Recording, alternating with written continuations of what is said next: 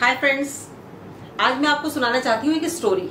और उस स्टोरी के माध्यम से बताया गया है कि हर चीज काम की होती है, हर व्यक्ति काम का होता है। यानी इस सृष्टि में, संसार में जो कुछ भी है वो सब कुछ काम का है।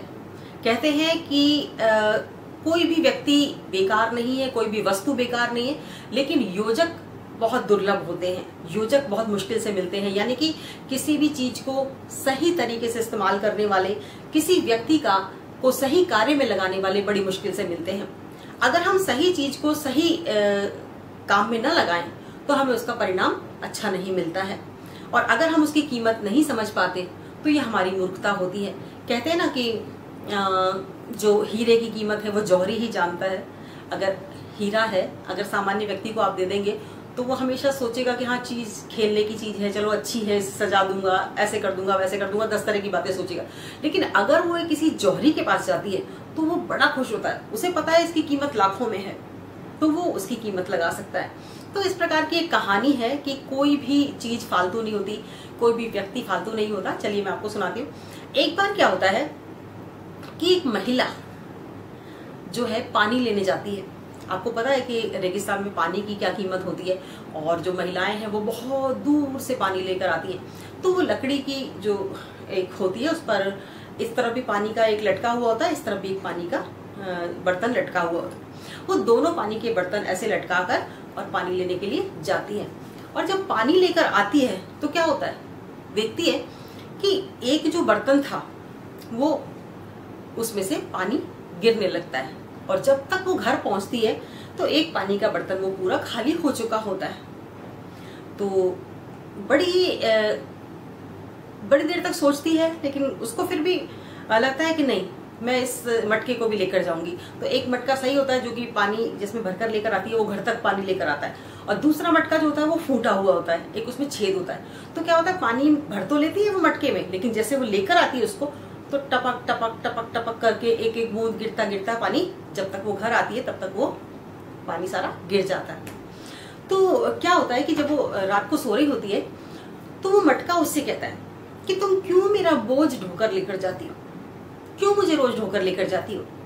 क्योंकि जब तुम मुझ में पानी भरती हो तो घर आते आते मैं खाली हो जाता हूँ, तुम्हारे तो किसी काम का रहता नहीं, फिर भी तुम मेरा बोझ ढोती हो।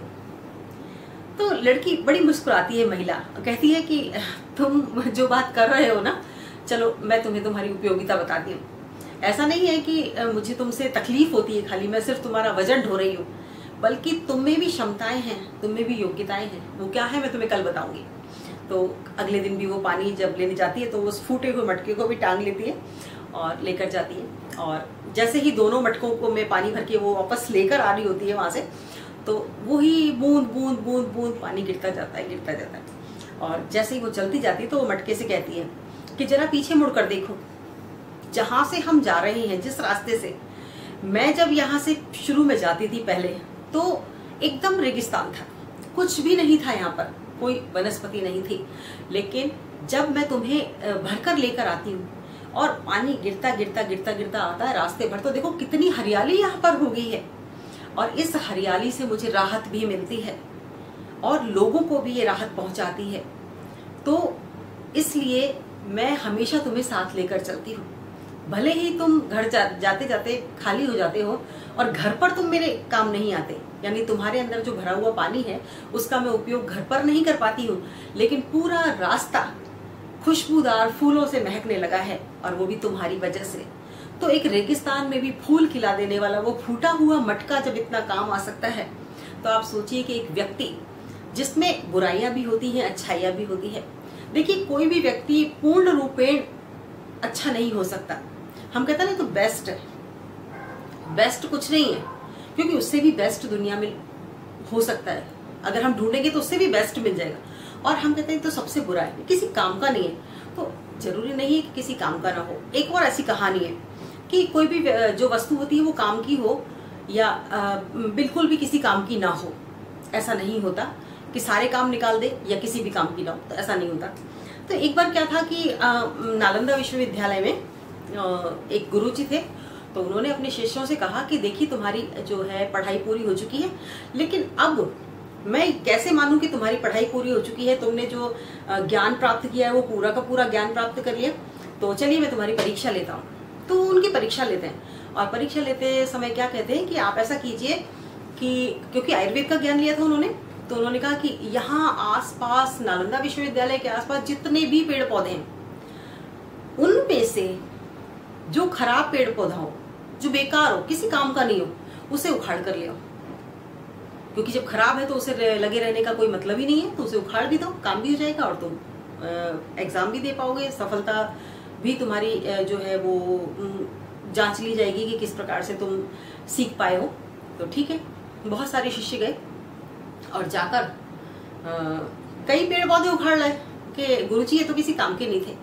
एक शिष्य गया और उसने देखा कि गुरुजी बड़े उत्सुकता से देख रहे हैं कि इसके पास कोई पेड़ पौधा है ही नहीं।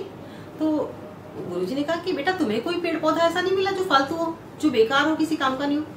तब उसने कहा कि गुरुजी आपने जो मुझे ज्ञान दिया, जो आपने मुझे सिखाया, उस ज्ञान को ध्यान में रखते हुए मैंने हर एक पौधे की परख की, हर एक चीज की मैंने परख की कि ये चीज मेरे किस काम आ सकती है।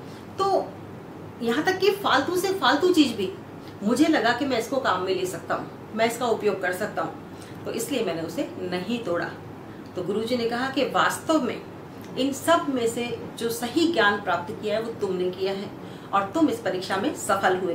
तो तुम यहाँ से जा सकते हो गुरुकुल से, बल्कि जो दूसरे बच्चे हैं, दूसरे लोग हैं जो ये ढेर सारे पेड़ पौधे उखाड़ कर ले आए हैं, उन्हें अभी कुछ महीने और भी यहीं रहने की आवश्यकता है, स्टडी करने की आवश्यकता है। तो ये वाली बात है कि हम संसार में कोई भी चीज ऐसी है जो हमारे काम की ना हो, ये संभव ही नहीं है।